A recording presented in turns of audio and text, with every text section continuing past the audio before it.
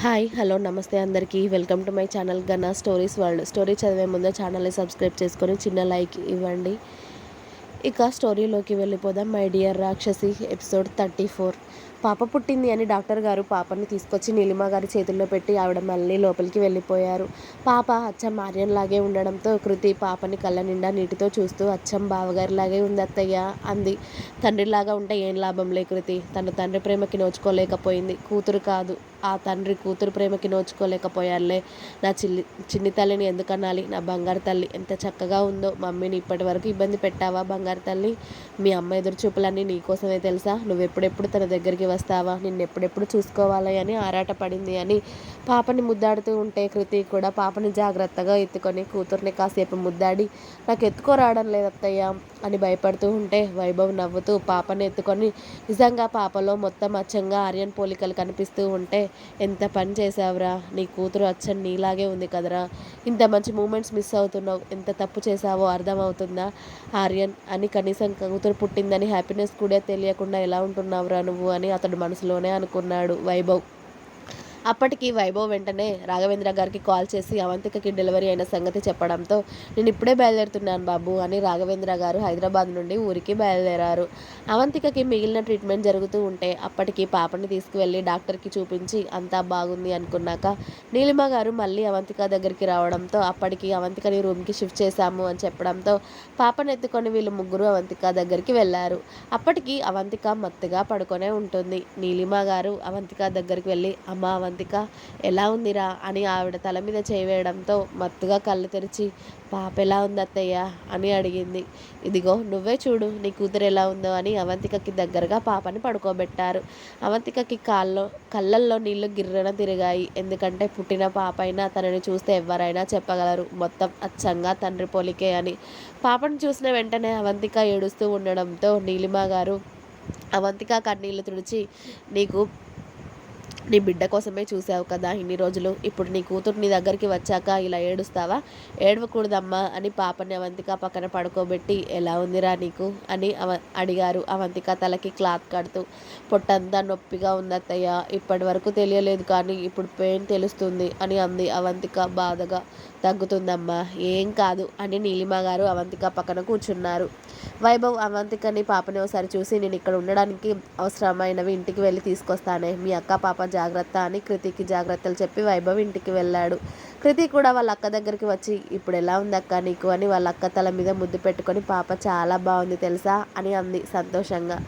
అవంతికకి తల భారంగా అనిపిస్తూ ఉంటే కళ్ళు మూసుకుంది. ఎంత వద్దు అనుకున్నా వచ్చే కన్నీళ్ళు అస్సలు ఆగడం లేదు.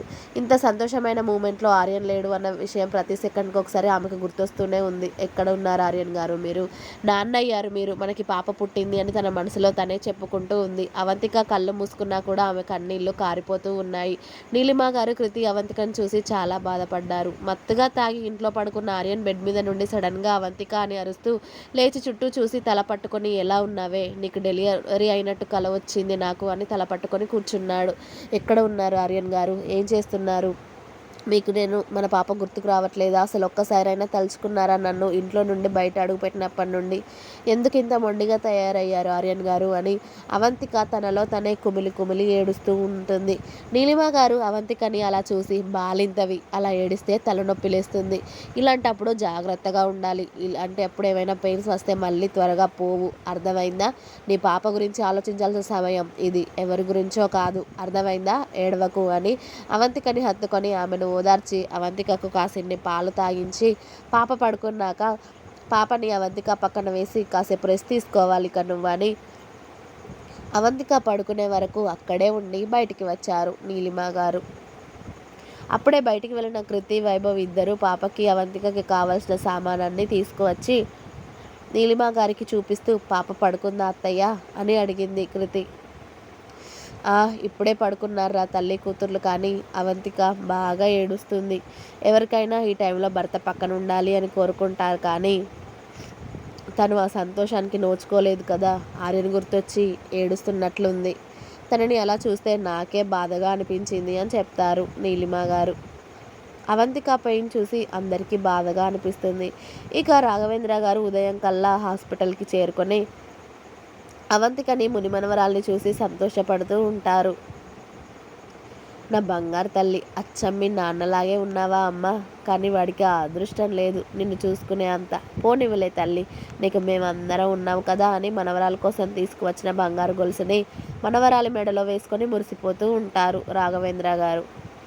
ఎలా ఉంది తల్లి నీకు అని అడిగారు రాఘవేంద్ర గారు పాపను ఎత్తుకొని అవంతిక తల మీద చేయి వేసి.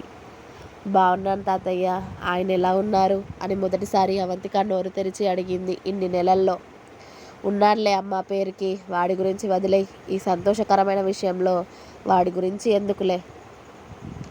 వాడి పేరు ఎంత తక్కువ తీస్తే అంత బాగుంటుంది. నాకు మీరిద్దరూ బాగున్నారు, అదే చాలమ్మా అని మనవరాల్ని అసలు వదిలిపెట్టరు రాఘవేంద్ర గారు. ఆ రోజంతా కూడా ఆయనే ఎత్తుకొని ఉంటారు.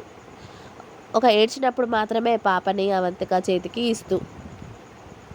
ఆయన సంతోషాన్ని చూస్తే వీళ్ళంతా హ్యాపీగా ఫీల్ అవుతారు. ఇక నీలిమ గారు అవంతిక దగ్గరే ఉండి పాపని అవంతికని జాగ్రత్తగా చూస్తూ ఉంటే వైభవ్ కృతి ఇద్దరూ ఇంటికి హాస్పిటల్కి తిరుగుతూ ఉంటారు వాళ్ళకి అవసరమైన వస్తువుల కోసం.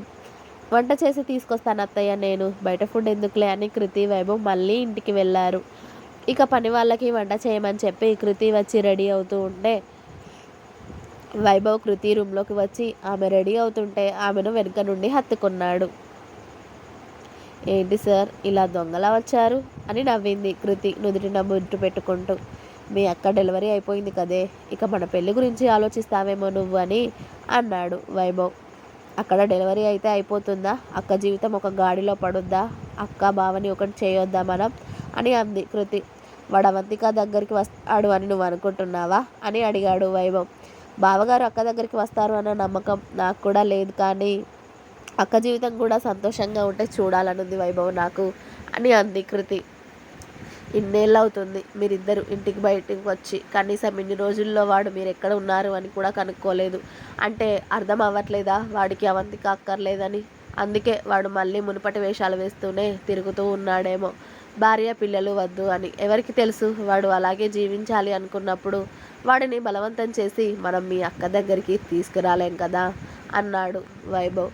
ఇంకా ఉంది, నెక్స్ట్ ఎపిసోడ్ రేపు వస్తుంది, వెయిట్ చేయండి. అలాగే మీకు కనుక నా స్టోరీస్ నచ్చినట్టయితే ప్లీజ్ లైక్ చేయండి, షేర్ చేయండి, కామెంట్ చేయండి, సబ్స్క్రైబ్ చేసుకోవడం మాత్రం అస్సలు మర్చిపోవద్దు. Please subscribe my channel Gana stories world. Thank you, bye.